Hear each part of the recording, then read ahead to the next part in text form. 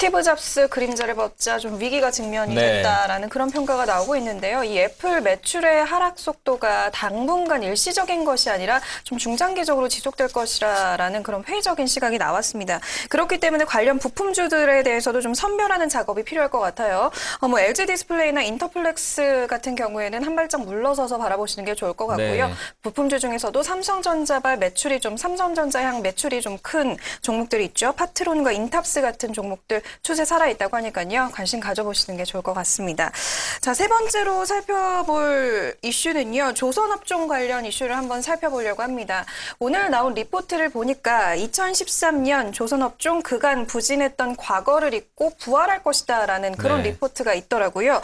대표님 수주 목표도 좀 여러 가지로 상향 조정되고 있는 것 같은데 어떻게 보고 계신가요? 조선업종에 대해서. 올해 조선업종을 좀 기대해 볼 수 있지 않을까 생각을 좀 하고 있습니다. 뭐 2012년도를 좀 정리를 하자면은 역시 부동의 1위를 기록을 했어요. 근데 약간 그러니까 이걸 빗바랜 1위다라고 얘기가 나오고 있는데 왜 그러냐면 일단은 수주 금액이 전 세계 경기 불황으로 인해서 또 유럽의 이제 그 경제 악화로 인해서 수주가 급감을 했었죠. 급감을 했기 때문에 1위를 하긴 했었지만은 그래도 조금 그 매출 규모 면에서는 전년 대비 거의 반 토막 났다라고 얘기가 나오고 있죠.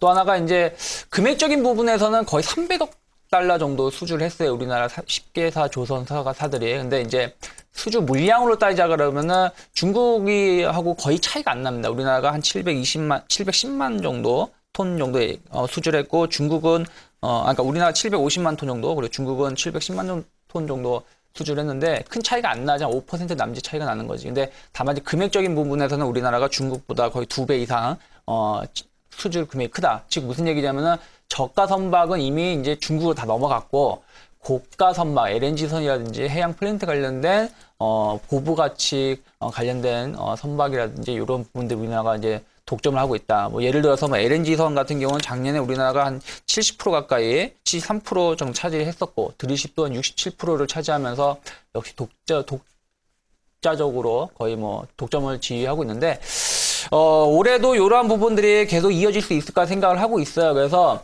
조선업황에 대해서는 뭐 주가도 보시면은 최근에 뭐 현대중공업을 빼고 나서는 삼성중공업하고 대우조선해양, 특히 대우조선해양 주가 같은 경우는 상당히 많이 올라온 부분들을 체크를 한다라면은 조금 기대해 볼 수 있지 않을까라는 생각을 좀 하고 있습니다. 네, 방금 나온 뉴스를 좀 살펴보니까 대우조선해양이 만든 배, 그러니까 지난해 건조한 선박들 중에서 9척이 2012년 최우수 선박에 선발됐다는 이야기가 나오고 있습니다. 그만큼 한국 조선업에 대한 경쟁력 그리고 또 기술력은 세계에서 단연 1위인데요. 말씀해 주신 것처럼 사실 조선업의 가장 큰 적은 중국이라고 할 수 있지 않습니까? 중국의 추격이 사실 굉장히 빠르게 따라오고 있는 중인데 중국과의 관계, 과연 한국이 가질 수 있는 경쟁력이나 이런 부분도 어떻게 보십니까? 제가 보기에는 일단은 뭐 중국이 저가 배, 그러니까 그런 선박에 대해서는 거의 뭐 기술력도 거의 같다고 하더라고요. 같다 보니까 좀 저임금이 있는 중국이 이제 따라오고 있는데 그 시장은 이제 우리나라가 포기를 해야 되지 않을까 싶어요. 다만 이제 고부가 가치 선박이라든지 해양 플랜트 산업, 특히 이제 전 세계 자원의 수요가 높아지고 이러던 개발이 높아지고 있고 개발이 계속 진행되고 있기 때문에 올해는 작년에는 이제 우리나라가 한 272억 달러 정도 수주를 했는데 올해는 요거 거의 2배 이상 올린 한 588억 달러를 수주를 목표를 잡고 있어요. 그렇기 때문에 이런 걸 감안한다라면 우리는 이쪽에 더 경쟁력이 우위에 놓여 있다. 특히 이제 삼성중공업이 이제 해외에다가 조선사를 건설한다 얘기가 나왔거든요. 그러니까 저가 선박도 어쩌면은 해외에 만약에 건설한다라면은 또 다시 뺏어올 수도 있지만은 아직은 좀 확인해야 될 부분이 있다 생각을 하고요. 또 이제 조선사들이 간다라면은 또 이제 그 자원 개발 관련된 그런 기대감으로 가는 거거든요. 그래서 그 수주가 늘어나고 있기 때문에 조선 업체만 보지 마시고 또 피팅 업체들 최근에 주가가 조금 빠지긴 했었지만은 여전히 성강밴드라든지 하이로코리아, 태강 같은 기업군들은 실적이 좀 기대가 되고 있어요. 특히 성강밴드하고 하이로코리아 같은 경우는 피팅 업체 중에서 상당히 기술력도 인정받고 있고 수주도 늘어나고 있기 때문에 이들 기업을 중심으로 해서 그러니까 조선사들은 저가 배를 만드는 회사들을 좀 빼시고 삼성중공업, 대우조선해양 그리고 현대중공업을 같이 보셨으면 좋겠고 피팅 업체들은 성강밴드라든지 하이로코리아 같은 종목군들을 관심 있게 보신다라면은 뭐 좋지 않을까 생각을 좀 하고 있습니다. 네, 항상 주식 투자를 하면서 뭔가 좋아질 기대감이 있는 종목 그리고 업종을 투자하는 습관은 굉장히 중요합니다. 조선주 그동안 낙폭이 심했었고 좋아진다는 평가가 나오고 있습니다.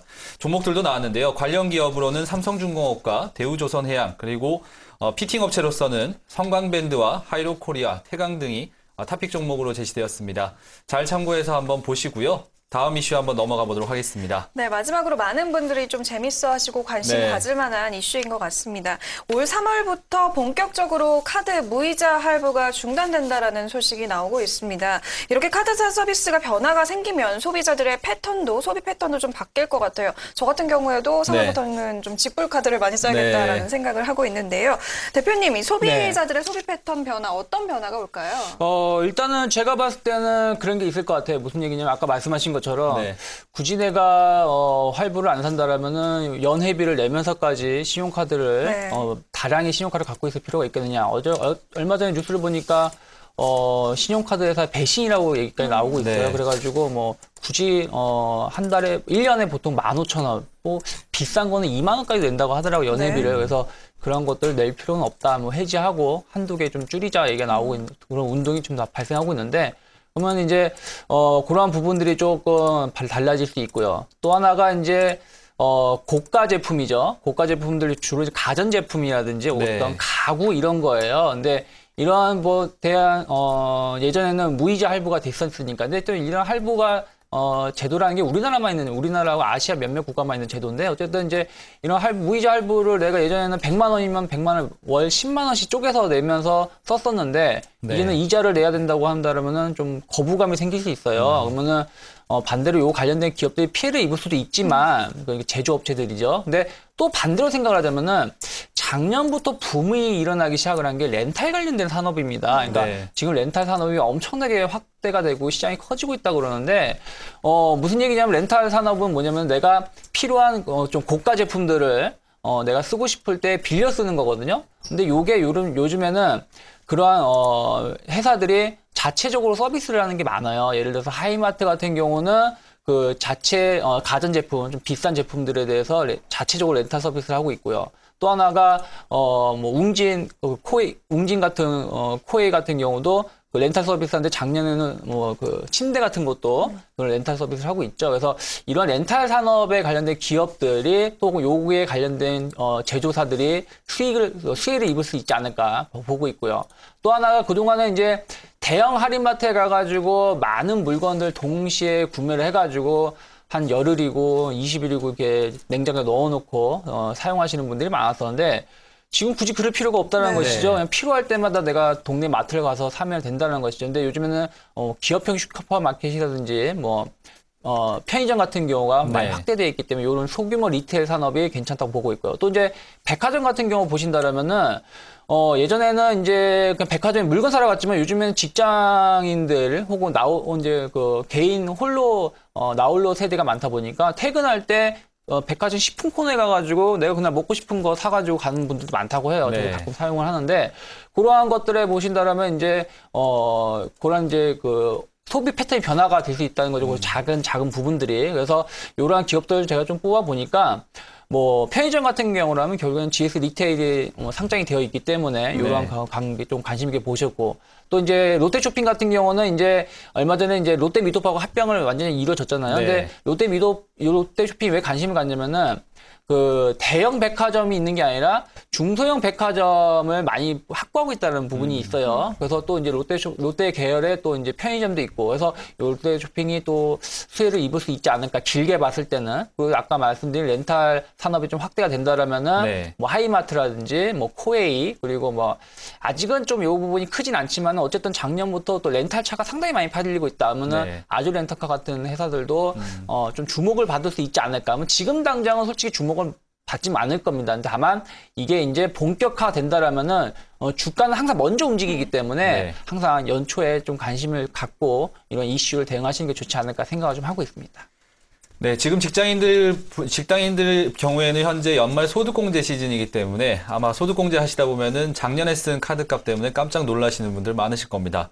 저도 사실은 어제 간소화 서비스에서 출력하고 정말 깜짝 놀랐는데요. 여러 가지 이슈들에 대해서 짚어봤습니다. 이슈에 대한 부분들 속 시원하게 짚어보고 종목들도 나왔으니까요. 잘 참고해서 투자에 수익을 올리셨으면 좋겠습니다. 네, 이슈앤 뉴스 지금까지 유창희 대표와 함께 얘기 나눠봤습니다. 대표님 오늘 말씀 고맙습니다. 네, 고맙습니다. 감사합니다.